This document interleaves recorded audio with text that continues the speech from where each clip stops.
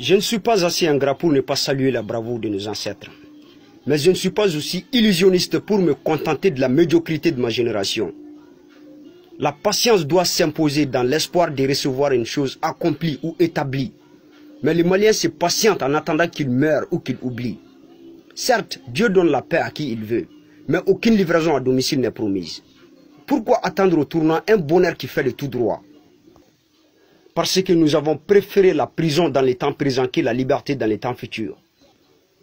Dieu a mis plusieurs fois la balle dans notre camp, mais elle échappe toujours au contrôle de nos attaquants.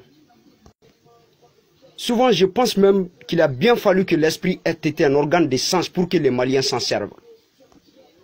Croyez-vous vraiment que vos cris de frustration, de désespoir, de ras-le-bol peuvent changer les circonstances?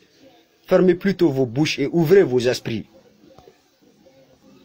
Bien avant de blâmer les dirigeants pour leur mauvaise gouvernance, je dirais que les Maliens doivent reconnaître qu'ils sont les uniques responsables du mauvais sort qui leur serre les entrailles à présent. Nous devons agir à travers les actes que nous posons au quotidien et non dans nos bouches qui ne cessent de prononcer cette paix jamais réalisée. Je ne sais pas si je peux me permettre de dire que les Maliens sont les plus forts en notion de droit, mais je peux affirmer sans risquer de me tromper qu'ils sont les plus lâches en devoir. Je m'adresse à ma jeunesse, qui occupe d'ailleurs la majeure partie de cette population et qui a cessé d'exister étant vivante. Pourquoi vous ne vous inscrivez pas dans une dynamique à moyen de vous débarrasser de cette vieille classe politique, de rompre ce système aliénateur, afin de ne pas abîmer le Mali de demain? Les jeunes ne font que subir les ordres au lieu d'en donner. On ne doit pas demander aux dirigeants d'être conscients si nous-mêmes, en tant qu'un peuple démocratique, pouvons faire une prise de conscience en réagissant conformément aux lois démocratiques, en sorte qu'ils comprennent que nous ne méritons pas leur traitement cruel. Vous savez, ces vieux et ces vieilles s'appuient sur la force de nous, les jeunes, pour se faire des maires, des députés, des ministres et autres. Mais qu'est-ce qui en est suivi? Ils veillent mal sur nous et nous sommes mal éveillés. Dommage.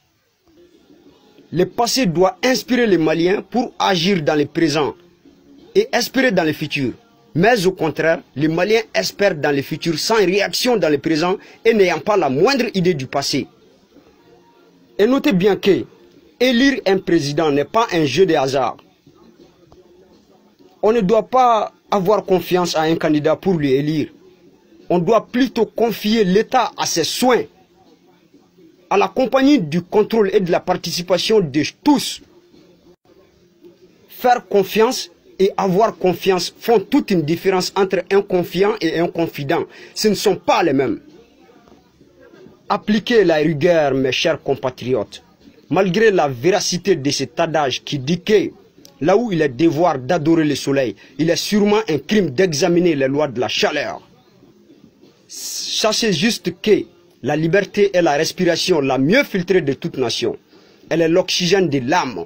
Mais celui qui pense qu'il est libre n'a point d'espoir pour s'échapper de la prison mentale. N'hésitez pas une seconde à mettre ces dirigeants incompétents sur les rails quand ils déraillent.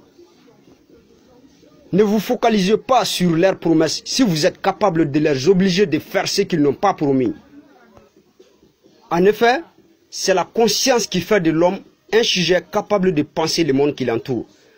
Mais l'inconscience de certains de nos dirigeants a fait d'eux des objets qui ne reconnaissent même plus leur propre identité. J'en ai marre de voir nos dirigeants diriger sans direction, en train de ruiner l'avenir de notre jeunesse, souvent sans ambition. L'école vous a certainement appris à lire et à écrire, mais elle ne vous a appris ni à construire, ni à entreprendre. Notre président passe les 2/3 de son mandat à flâner dans l'air libre comme un oiseau blanc, pendant que le 1/3 de son pays est occupé par une bande machiavélique, là où il y a une zone d'interdiction symbolisée par un tampon rouge. Auteur de promesses, mais acteur de nul, il ne cesse de prononcer « Inch'Allah ». Cela provoque certainement la colère de Mancha'Allah. Les Français se servent de leur tête pour corrompre nos bêtes chefs qui se mettent sans cesse à la quête de leurs miettes.